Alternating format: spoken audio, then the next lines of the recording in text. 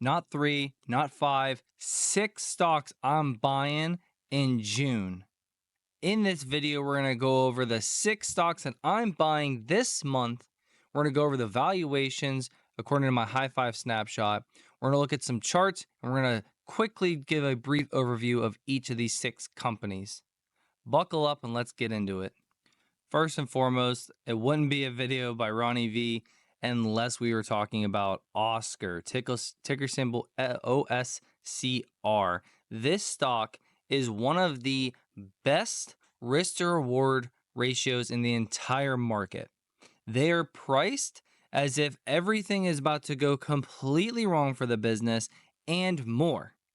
And if just some things don't go wrong for the business, if they're able to deflect or able to delay or maneuver this market, then they are going to absolutely skyrocket. I am not joking when I am saying that this stock could 15, 20, 30x from where it is right here, right now. And that stock, again, is OSCR. So I've already made a deep analysis on OSCR. I'll link the video above on why this company is so great, why the risk reward is so great, walking through my high five snapshot analysis, walking through the charts. I've been constantly posting it on X. If you don't follow me on X, it's at the RonnieV Show. We're almost at 10,000 followers. I don't know what we're going to do yet when we hit 10,000 followers. It's a huge milestone. Definitely going to be giving some maybe probably free memberships away in the high five community.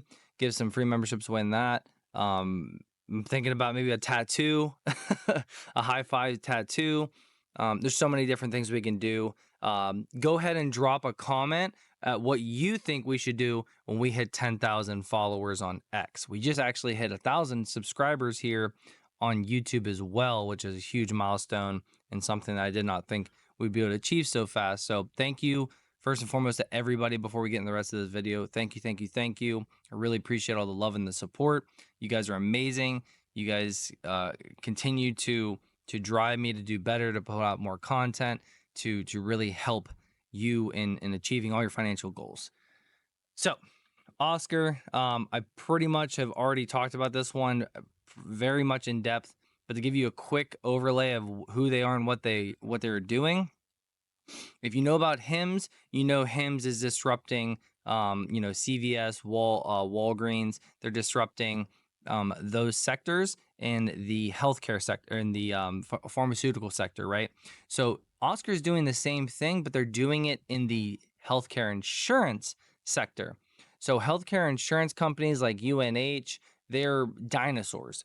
How they do things is very old school, and the fact that UNH, United Healthcare, has been getting so much grief and has been, just in the dog pound for the past couple months, ever since their CEO was assassinated. They've just been absolutely, losing clients to people like OSCR. OSCR is what Hims is to the pharmaceutical side of things. They're very, they're newer, they're more hip, I would say. They're more geared towards millennials and younger generations. They use AI, and they really are bringing healthcare insurance into 2025 and making this a company that could really continue to grow and thrive in this environment that we were seeing, and continue to innovate and improve healthcare insurance. So their whole long-term strategy is guided by 4 strategic objectives, as you can see here on the chart: market-leading, sustainable, scalable operations, build on our superior member experience, harness our technology to power others, innovate market offerings to expand the individual market. We already walked through our high five snapshot. We'll get into that in a minute. Their fourth quarter and full year 2024 results, and they gave 2025 outlook. It was all phenomenal. Total revenue of $9.2 billion, and they're only a $4 or $5 billion company, so they're way outpacing their revenue. A 56.5% increase year over year. everywhere you look, all the numbers, they just continue to smash it and just destroy the game. OpenAI and Oscar teamed up, talked about some charts there, talked about the risks in this. And again, if you want to go check this out, definitely go give this a read, or check that video that I talked about earlier going over my thesis. Let's get into what really matters, a high five snapshot.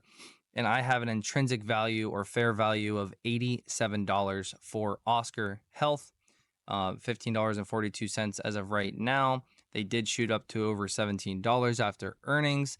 They've come back since then, and I think it's a great buying opportunity. They've basically filled the gap, and I believe that they are going to start their next ascent up and higher very, very soon. I think it's not long before we see this name over $20, as long as things in the market continue to be copacetic. If things in the market get awry and we see a big pullback or something in the markets, then obviously this one could take a hit with the rest of the market. Under $4 billion market cap, just insane free cash flow yield of 24%, forward free cash flow yield 11%. Current P is 154, which is crazy high. But if you look at the forward PE, which I love to do, they're at a 20 forward PE and a PEG ratio of 0.23, which is so significantly under 1. Very conservative revenue growth here, very conservative EPS growth rate, and you can just see that we easily have a massive margin of safety of 82% from where the current price is, and that's being very, very conservative on all numbers. And you see that we just have a massive amount of upside in this name while being very conservative and while not going crazy on the numbers. A lot of these numbers are less than what they're doing now just to be conservative. But yeah, absolutely crazy. If we get into the charts here, we can see that Oscar has formed this beautiful cup and handle. They are currently finishing out this handle part of the area, right? They have this massive volume shelf. The high five indicator is red, but it is starting to stall out. We're starting to see this handle form, and we're starting to see things curl up.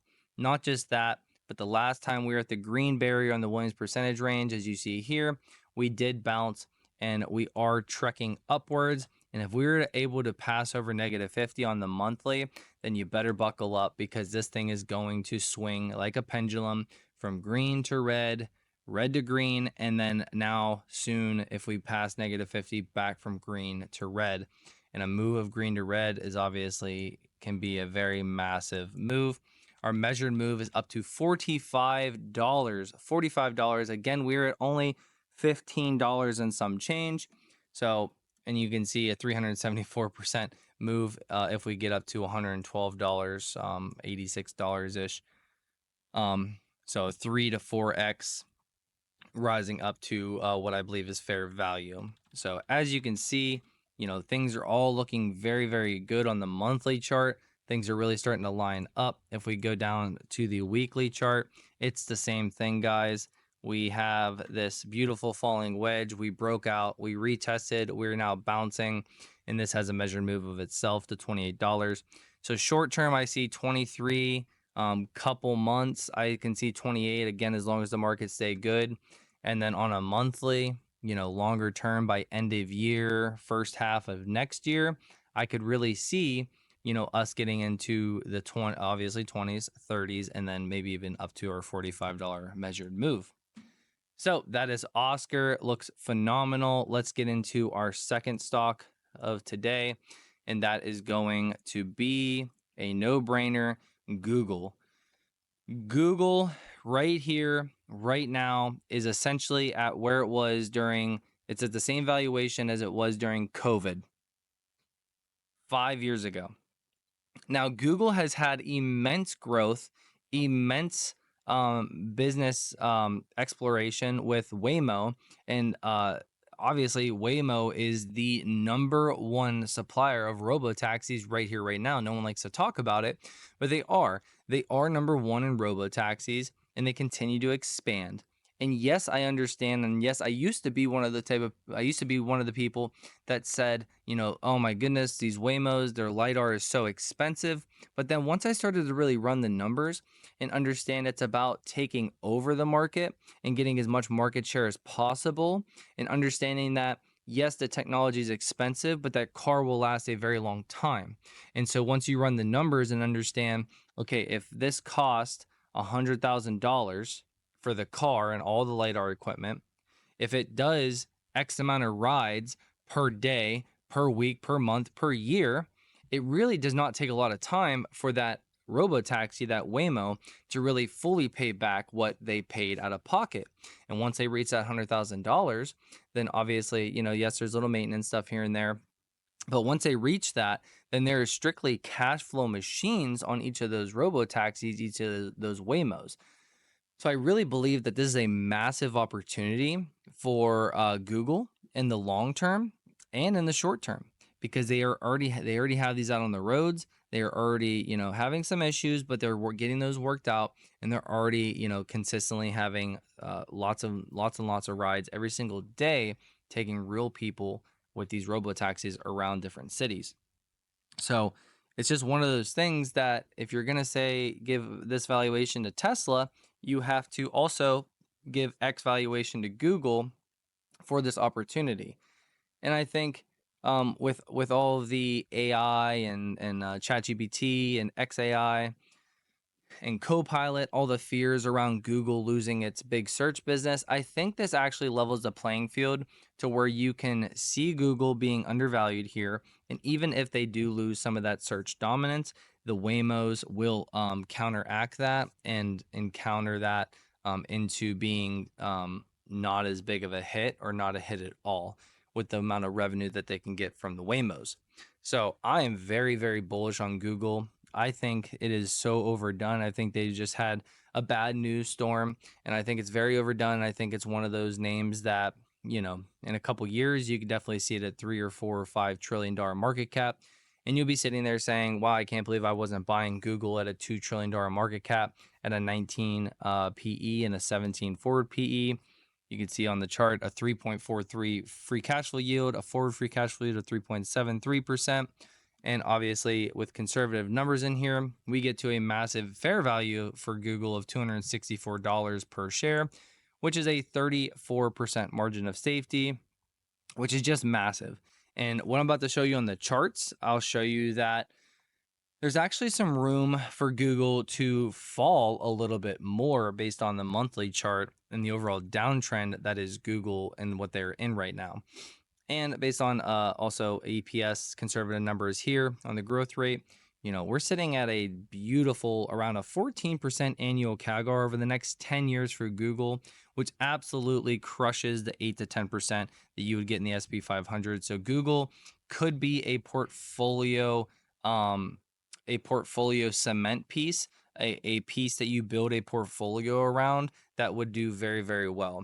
Honestly, my three favorite Mag 7 names that you could build a portfolio around right now, and we're not going to talk about the other two in this video, but I'll give them out. So Google's number one, not number one in order, but these are just like my top three that you could really build a solid portfolio around. It's Google, Amazon, and Meta. I just think there's so much growth in each of those, and I think there's so much opportunity to really be able to grow each of these businesses, and they are at a really, really great value overall. So if we actually look at their chart on Google, we'll quickly see that if you look at the Williams percentage range, you see that we were in a Williams consolidation box. That's my personal trading strategy. Once we broke that Williams consolidation box, we continued down, and we had almost a 45% downtrend until we bottomed out in 2022 during that bear market. And then we obviously had a ripper rally on Google, bottoming out and then moving up and then creating another Williams consolidation box. Well, since that has happened, we actually broke down out of this Williams consolidation box again. And you see we've moved a solid 33% down from top to bottom. We've rebounded a decent amount since then, and we're really starting to curl back up on the high five indicator. So we have a couple mixed signals here. We have a nice volume shelf that we bounced off of too. We got down here to our 2022 highs before we went down. So we did retest this and bounce successfully. So we could see that we have already bottomed here. My big worry is that once a train goes in motion, it typically stays in motion. So when we get up to the red barrier, we typically see a retracement down to the green barrier, back up to the red, to the green, to the red, create a Williams consolidation box. When we're in our Williams consolidation box, the price will continue to rise higher. Once the Williams consolidation box is broken, you are going to have a pretty decent sized pullback. When you have that pullback, you usually create a bearish Williams consolidation box. Once you break out of that, then you're essentially going back from green to red, the pendulum swinging back in the other direction, and you rise higher back to not just the red barrier and creating a Williams consolidation box, but also your price is moving significantly higher. If you want to learn more about the Williams consolidation box, my high five indicator, my other high five indicators, my screeners, go through my courses to learn how I day trade, swing trade, long-term trade, to learn how I invest. We have a community portfolio. I'm obviously sharing the public portfolio on X and YouTube and other social medias for absolutely free to show you how to build a portfolio and to show you why you should potentially even follow someone like me, and to just show you, hey, this is how I would build a portfolio. This is how I manage it, so on and so forth.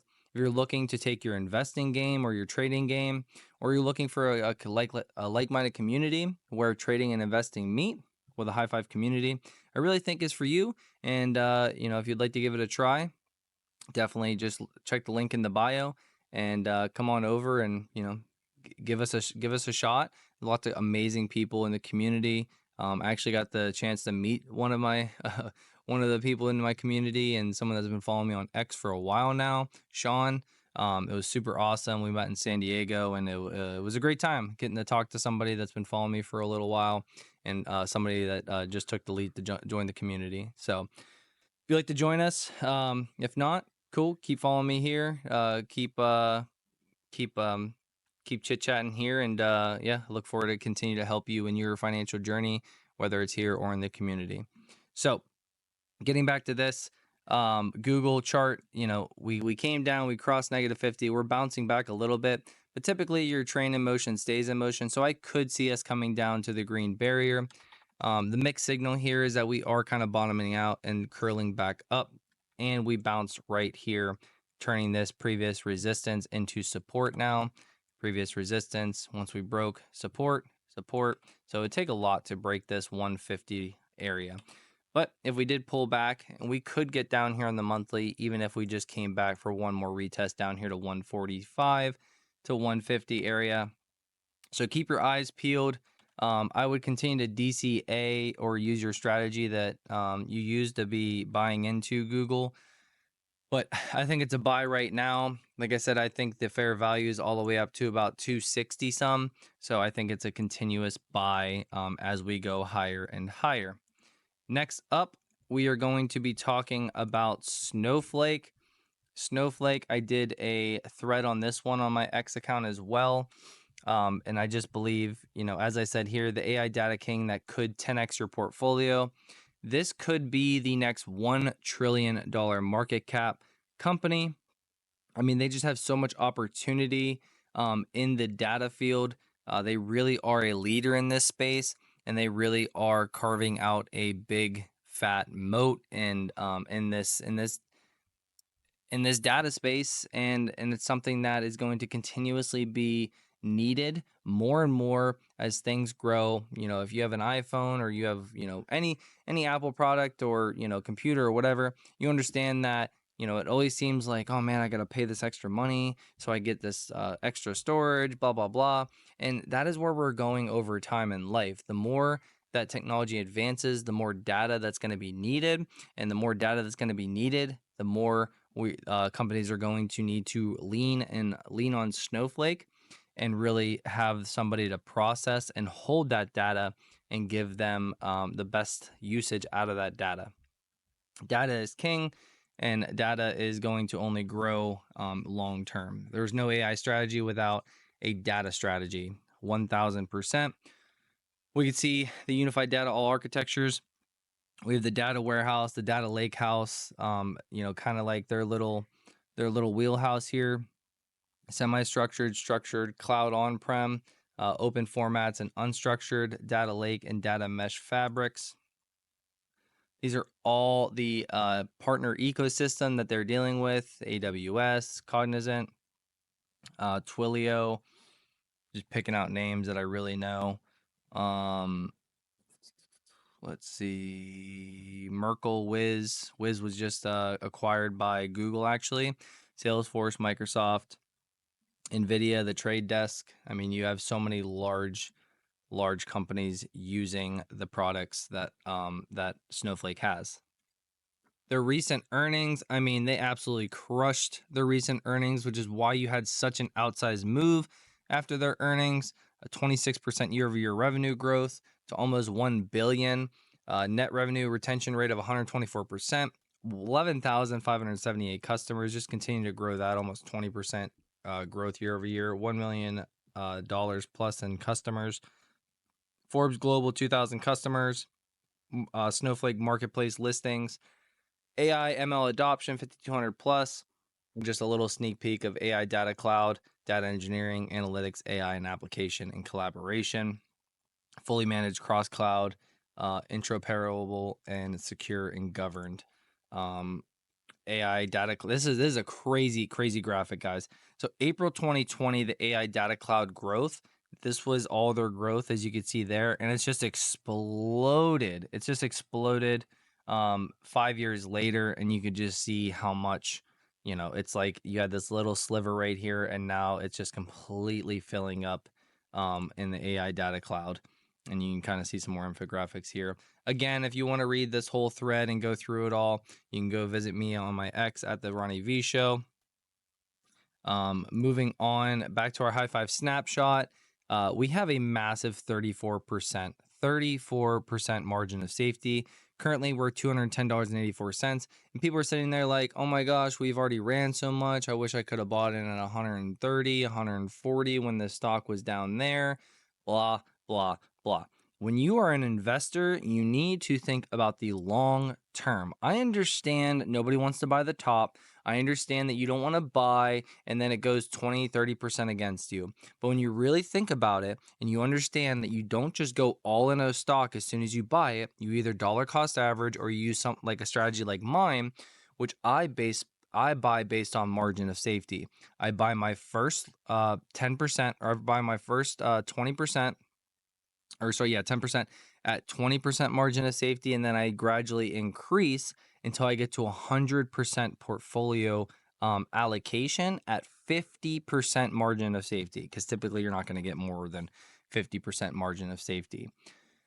And it's just one of those things you just have to understand and overcome and just become okay with not buying the bottom.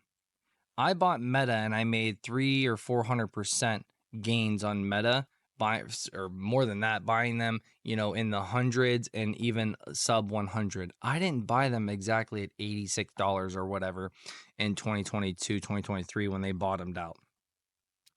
But I kept buying Meta because I knew that it was very undervalued. I was right on my position for a while, and then finally we corrected and went back up and just made massive gains. You got to have that conviction, and you got to understand that you got to continue to buy the stocks that you love, and you're not just going to get that instant gratification. You're not just going to get that instant reward for buying. Sometimes it's going to go massively against you. Sometimes 10, 20, 30, 50% against you, and you just have to realize that, okay, I'm not going to buy all in. I'm just going to continue to DCA, or I'm going to buy based on margin of safety. I'm going to have some sort of strategy for why and how I'm going to buy this stock and continue to do so, while also continuously having cash flow coming in your house, coming into your bank account that you can continuously bring over into your brokerage to continue to buy stocks.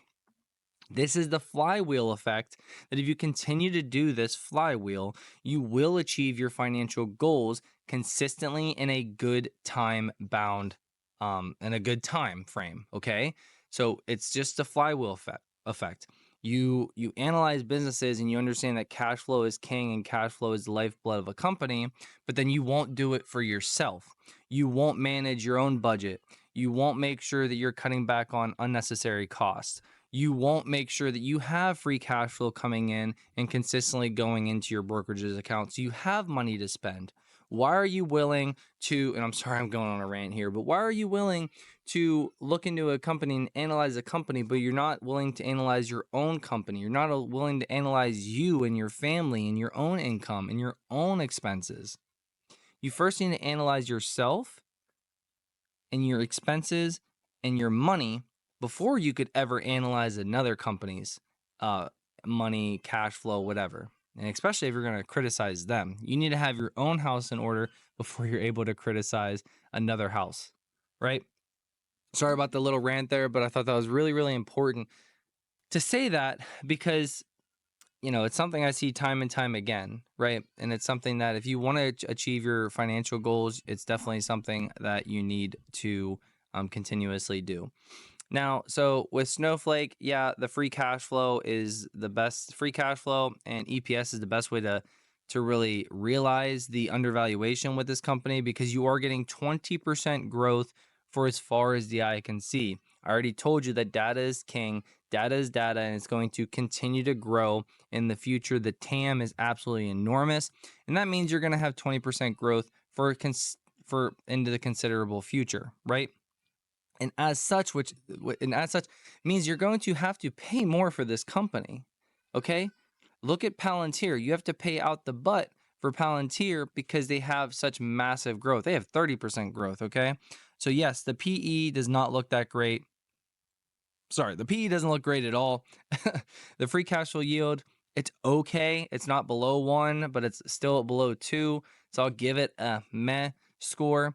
But really, what I really like to look at is that free cash flow, which they have a good amount of free cash flow, hitting $1 billion in free cash flow right now. They need to get the stock-based compensation under control, though, because they have basically, you know, $500 million over their free cash flow compensation. So that's just in stock-based compensation. I just don't like that very much. They do have $1.7 billion in net cash over net debt. So that's really good. And going off the free cash flow, 34% margin of safety, $318 fair value, a little over $100 per share from where we are at right now, a $70 billion market cap.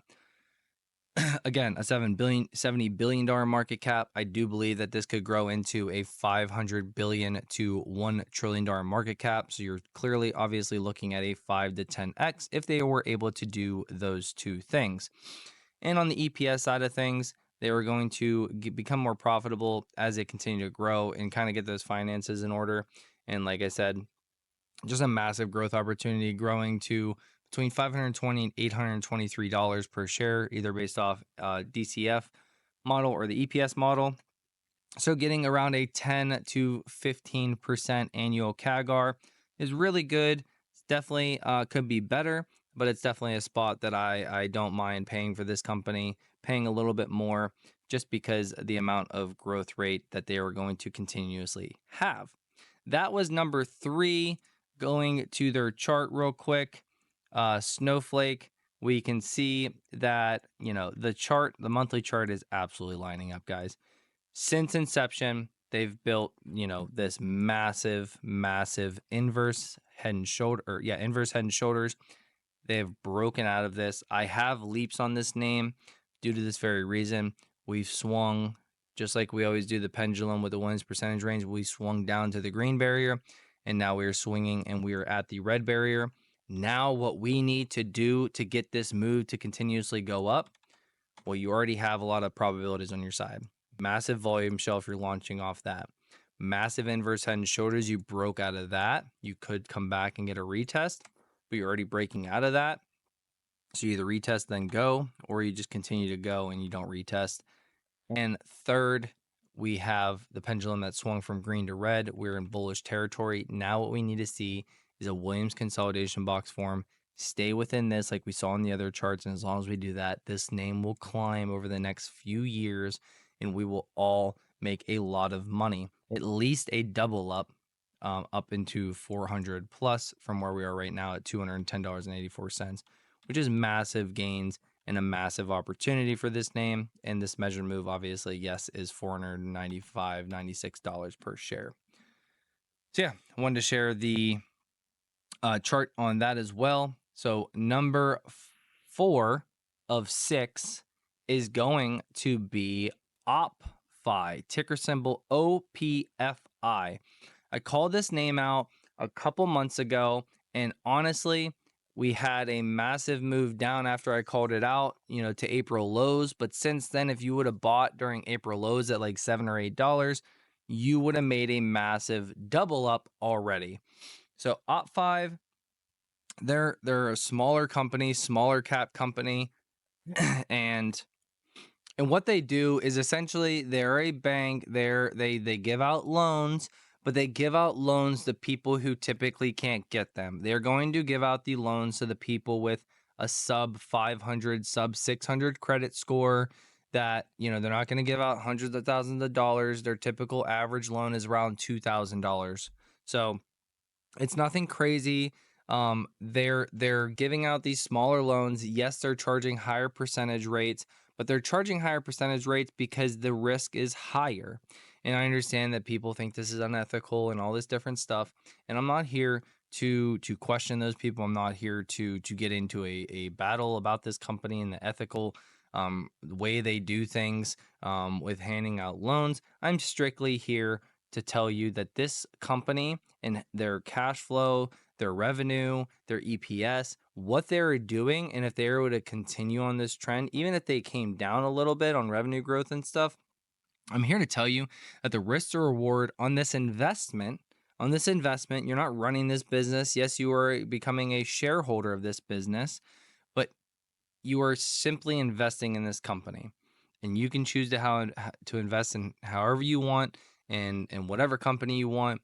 And I'll just be totally honest with you. If you really want to invest based off of ethical reasoning, you're going to have a very tough time finding those companies that don't fire people, that don't lay off people for bad reasons, that don't hurt people in some different way or another, whether it be social media or whether it be, an accidental spill in the ocean or whatever it may be. Okay.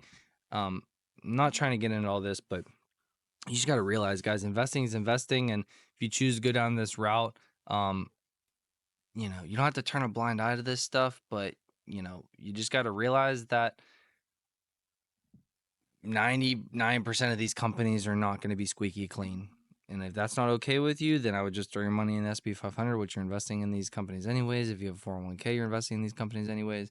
But yeah, so I just want to address that real quick because I know I was getting a lot of, not heat, but I was getting a lot of people saying like this company's terrible. They're the worst of the worst, like because they give loans to people that have lower credit scores and they hike up the rates on them. That's the name of the game, guys. If you want to go buy a house and your credit score is not great, that bank has to take risk giving you that $300,000, $400,000, $500,000 loan. So they're going to probably charge you a little bit extra to sweeten the deal for themselves. You would do the same thing if you were in their shoes giving out a loan to somebody. So, but anyways, fintech stock poised for a 2,457% surge. Massive opportunity with this name. You really could turn 1,000 into $24,570, which would be absolutely crazy. Not saying that's like a guaranteed thing to happen or anything. It's just like if you look at the numbers and if they're able to do the things that I think they can, you could definitely see a massive move in this company. OPFI at a glance. So OPFI is a tech-enabled, mission-driven specialty finance platform that broadens the reach of community banks to extend credit access to everyday Americans. So OPFI at a glance, the mission-driven platform providing best-in-class products and customer service with 778 NPS score, significant economic scale, profitable across business cycles, large addressable market, 60 plus million U.S. customers either have no bank account or lack adequate access, other traditional financial services. That's definitely a filler thing. Okay. That's like me saying like, oh man, like not everybody has a car, you know, and that's a huge market because not everybody has a car. Strong fundamentals and balance sheet, operating efficiency driven, strong free cash flow, and robust balance sheet, which position OPFI for growth. And we just go through the rest of this stuff, guys. I posted a bunch of different stuff. Their recent quarter, they just absolutely crushed it. Full year 2025 earnings guidance, total revenue of 563 million to 594, affirmed it. They raised their adjusted net income and they raised their adjusted EPS. So they raised all of that for the 2025 guidance and just affirmed the revenue, which is I'm fine with all the uncertainty that we're going to see here. So OPFI, you know, it's a loan program. It definitely could be a very large company, potentially, right? They, if we go over here to our high five snapshot, they are only a $1.2 billion market cap. They are very, very small, very, very small, and just have a massive amount of room to grow.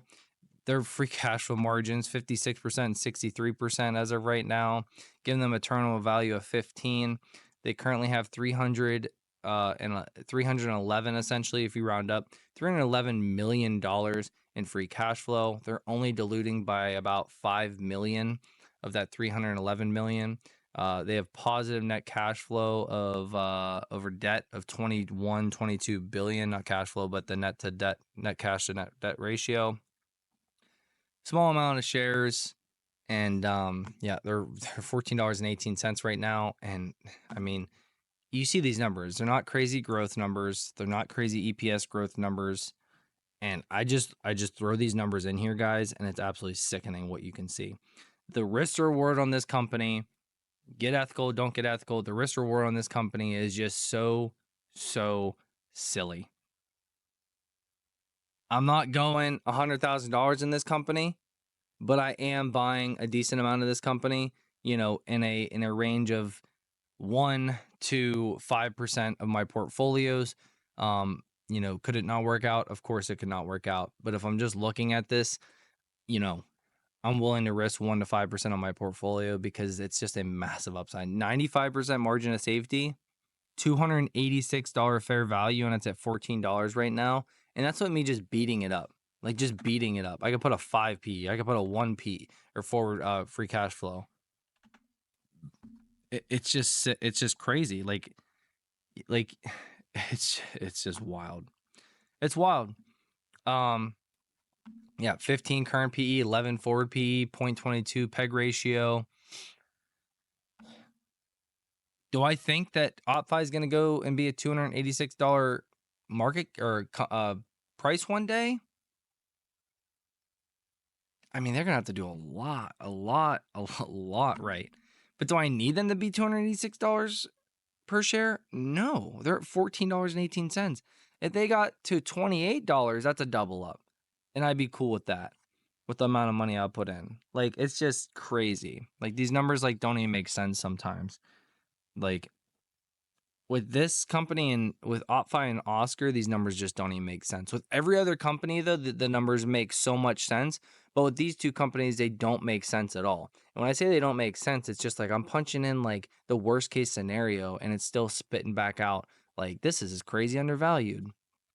So, yeah, it's just one of those things. Like, you got to take it with a grain of salt. The $286, you should not be sitting there like, oh my God, $286, that's going to be amazing when it hits that. Like, no, you should be happy with 20, 30, 40, 50, $100 per share or something like that for this company, because $100 per share or so, $100 per share or so, you know, we'd be looking at like a $10 billion market cap or something.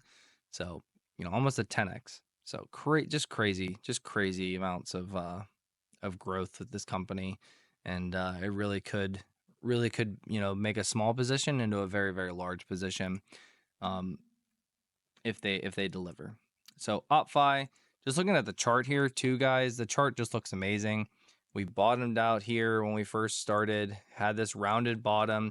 You can even say a rounded bottom with this, you know, with a handle, so a cup and handle, and then we shot up, came back down, shot up, came back down, but just keep riding this trend line right here. And now we're going back up to the red barrier. Meanwhile, we came down, we had our high resistance, we retested it, broke through a little bit in April, retested and jumped back up higher. And now we were fastly approaching our all-time highs at $18. And the measured move for this rounded bottom is up to $21 per share. And like I said, guys, it could just keep climbing. If we get up here and build a Williams consolidation box like that, we could just keep climbing and climbing and climbing. I just showed you how undervalued this company is. I just showed you how you throw the worst numbers in on this company and they literally are just crazy, crazy undervalued. So when you're able to do something like that, a name like this, if it gets on a trend and people get behind it, it can keep running, especially if Wall Street sees it. It could just keep running for a very, very, very long time. So talked about that. Next up, number 5 of 6 is going to be Uber Technologies. And also, guys, I don't think I said it, but if you want access to this high five snapshot in our library of about 100 plus stocks that we have in our library, and access to actually punch in your own companies that you want to run projections on, that you want to run in your own revenue growth, your own EPS growth rate, you want to see what the numbers spit back out at you using my high five snapshot, there's access to that all for $29.99 a month with the high five investing tier, as well as investing courses, as well as the leaps that we do. So the leaps based off the high five snapshot and the charts, we get into some leaps for the longer term on companies based off that, based on the high fives indicator. We do videos. We do exclusive videos for the community. You just get, we have the community portfolio. You just get so much value for what you're paying for. You get access to me, get access to all my buys and sells every week. And like I said, you get access to this high five snapshot. You get to punch in all your numbers, get to change up my numbers and see what you get with maybe more conservative numbers or maybe more, non-conservative numbers, a little bit higher growth, whatever you're thinking. You get access to all of that. If you want access to that high five community, come on in, guys. Links in the bio. Yeah, no pressure. It's there if you want it, guys. If not, it's all good. So moving on, Uber Technologies is just another name. 32% margin of safety. Get right down to the brass tacks. $126 fair value on this name. And they're currently sitting at almost $86 per share. Their PE, their forward PE, they're pretty solid, honestly. Like 30 is a bit high, but they're also growing in the teens, some high teens here. Forward PE is 25, definitely more realistic. A 0.13 PEG ratio. They're well over 3 in the high 3s, almost 4s in the free cash flow and forward free cash flow yield. $179 billion market cap. Absolutely massive company here. Really have come into their own, really crushing on the free cash flow side of things, really becoming more and more profitable every day. I understand people are scared about the Waymos, which they have partnership with, and more so Tesla, and them taking away the delivery of people and delivery of food and all this other stuff. But I still think it's pretty far off, honestly. So 14% basically across the board for discounted cash flow and EPS metrics for your CAGR. So just a massive buy here. I'm buying this one all through June. I'm going to continue to buy this one, build it out in all my different portfolios. I've been buying down since 58 or so, 59, 52 week lows, 54.84. Like I said, you're not going to be buying the bottoms, guys. You just got to keep plugging away and keep buying based off your discounted cash flow, based off this high five snapshot, the margin of safety, or just DCAing every single week, every other week, every single month, so on and so forth, guys. I did yesterday, I did a thread on Uber as well, and just their massive moat and all the different, just how much they're growing all over the world, not just even in America, guys. This company has growth as far as the eye can see, and I think they're just going to continue to grow bigger and bigger. And I think they're just going to be a giant tech company more so than just a ride-hailing company. They've already, gotten into other things. They have Uber Freight, For delivery service, they obviously have Uber, just the ride hailing service, and they have Uber Eats, and also, just grocery store and like buying stuff and dropping it off at your house. Like, just very, very smart leadership, continuing to grow this company and continue to get better and better. Looking at the charts on Uber, like, we're right at all-time highs here. We had this rounded bottom, and then you could have said this is a handle to this cup, and now we are breaking out of that right there, and we have a measured move up to $108 per share. Buying all down in here because we had our previous resistance. Previous resistance broke out, support. Now it's all flipped into support here at around $60 to $70 per share. So this one as well, it came down, and now it's making its way back up here to the red barrier from the green barrier. Right now it's come back up here. It did a little fake out and large massive volume shelf, and looks like we're just going to continue to climb on this one. There's not too much else to say about Uber. Most people know about Uber. They understand the business model. They understand what they're doing. And it really just comes down to, like, what percentage of risk do you put on Tesla just completely disrupting Uber and taking away all of their clients? And I put it at a pretty low risk, or taking a lot longer than people think. And I think there's room for all of them. So, and they crush their competitors like Lyft. So OCTA is our last one. Since we're already here, we'll just do the chart real quick. Cup and handle here. We broke out. Now we're currently retesting right here. People did not like their outlook. They basically, for 2026 outlook, for the rest of this year, 2025, they basically just like reaffirmed their outlook on their revenue and everything. And people didn't really not like that. And it's giving you a great chance to buy right here at this retest of this cup and handle. They already broke out. So if they're able to bounce here and continue higher, then you're going to see the measured move to 183.85. Again, they're well off their, almost $300 all-time highs. And it would be at almost 3x from here if they were able to get back to these all-time highs, which I think on the trajectory that they're going, they will be able to. Massive bullish Williams consolidation box. The stock kept running higher and higher and higher. You broke out of the Williams consolidation box. The stock went lower and lower and lower. Made your bearish Williams consolidation box. As long as you were in there, you went lower and lower. You broke out of that. You had this nice swing up.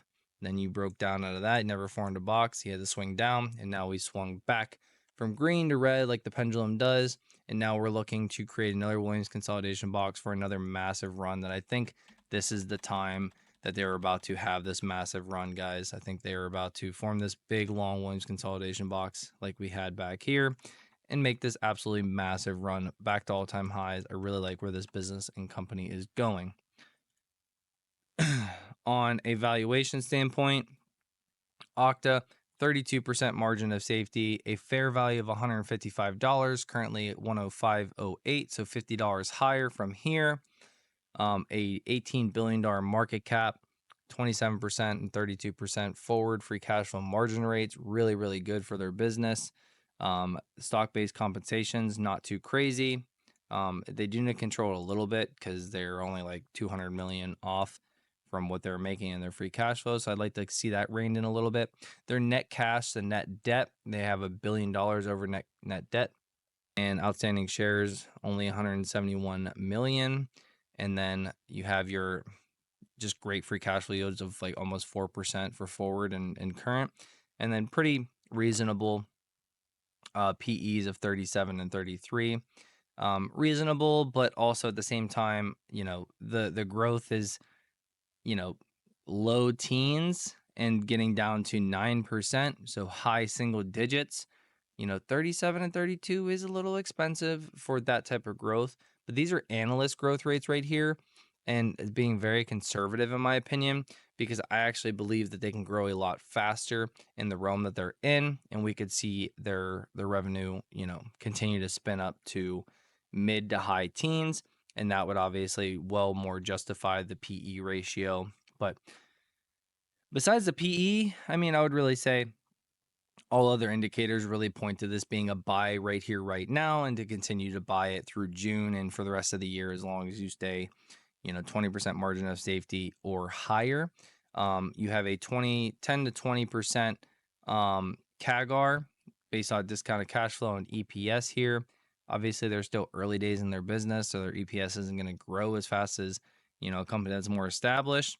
They're more so focused on free cash flow and building up this revenue, because their revenue is only at 2.6 billion right now. So massive opportunity here, massive growth ahead, and just another company that I'm really looking to invest in June, and continue to invest in as if they continue to fall lower on the margin of safety, which they already did during the whole April stuff. And it was kind of funny during April. They kind of held strong through the dip and the correction and everything, because they just had really good earnings. But then this earnings, they just fell off a cliff, like 10 or 15%. So those are the 6 stocks: Oscar, Google, Snowflake, OPFI, Uber, OCTA. Those are the 6 companies that I'll be buying in June, and that you should possibly take a look at to see if you would also like to buy those stocks in June and add them to your portfolios for the long run. I appreciate you guys making it to the end of the video. I love you all. Thank you for being part of this amazing community that we're in. Like I said, if you want to follow me on X, want to follow me on my other social medias, or you want to take a shot and join the High Five community where investing and trading meet, you can choose the investing tier, or you can come on in and get the investing and get the trading tier all for one price. Come on in, give me a try. Let's see what we can do together, see if we can grow our financials together and accomplish some of those amazing goals that you have for your finances together in the community with all my other amazing community members. Thanks for being here. Like, subscribe, do all the good jazz, and I'll catch you guys in the next one. Peace.